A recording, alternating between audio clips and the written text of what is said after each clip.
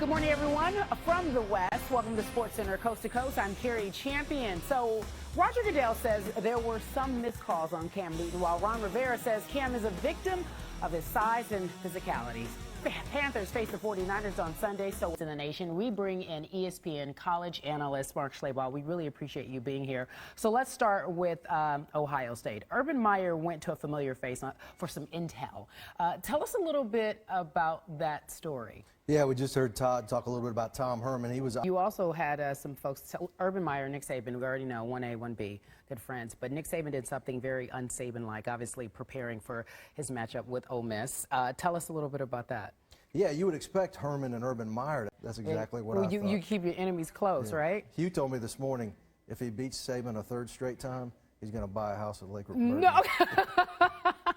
No, I'm saying it's un-Saban-like because that's all we see on the sidelines. But is that something that he normally does? Is he that friendly guy? State Louisville game.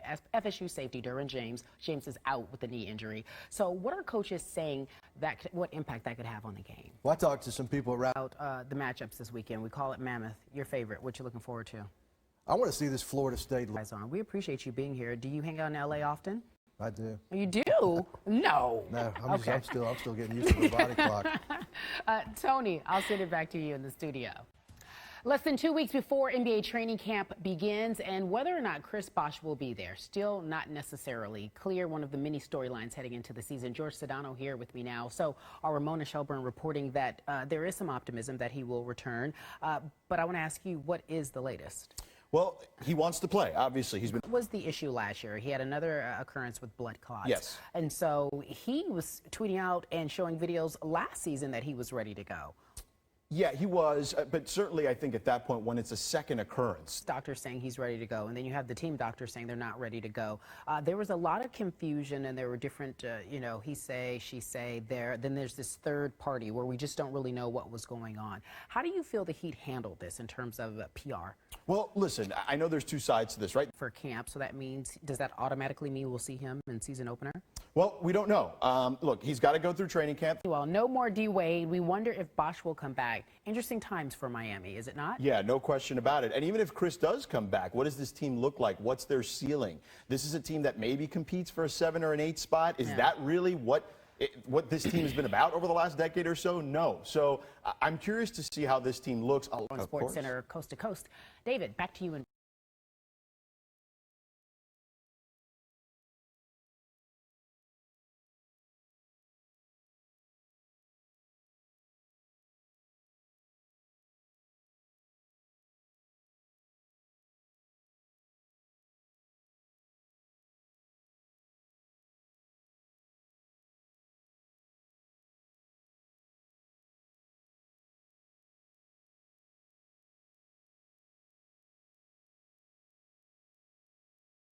Speaking of your boys, let's welcome in Michael Rappaport, not your boy David, but my boy, my colleague David Lloyd, discussing Des Bryant.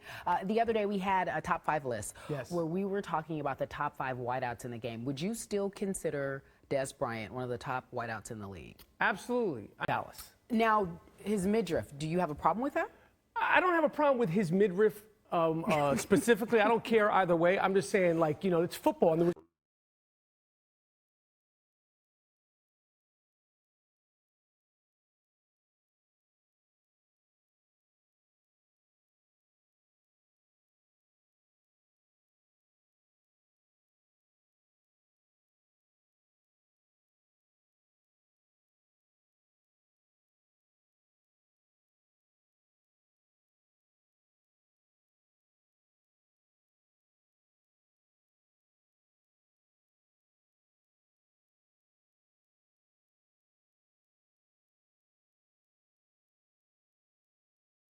You're right. Michael Rappaport, thank you for being here on SportsCenter Coast to Coast. I appreciate it. I appreciate you having me. Tony. Next, David, more importantly, I get to see you tomorrow for 2 more hours. Let's do it, Cari. 2 more. Give me the wave.